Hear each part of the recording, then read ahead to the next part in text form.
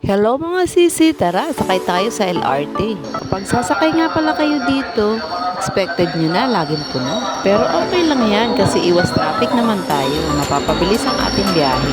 Mag-ready na tayo, paparating na ang LRT, sasakay na tayo. Wow, konti pa lang ang mga pasahero.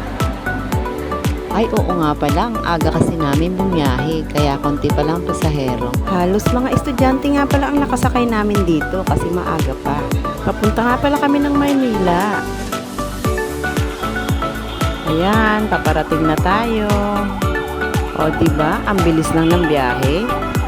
Ang biyahe nga pala ng LRT mula Antipolo hanggang Ligarda. Kaya mapapabilis na ang biyahe natin. Iwas traffic tayo. Ingat nga po pala sa bumabiyahe araw-araw.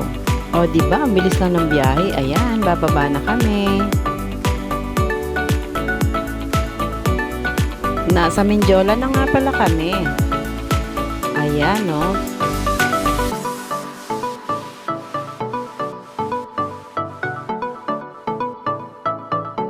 Papuntang Malacanang.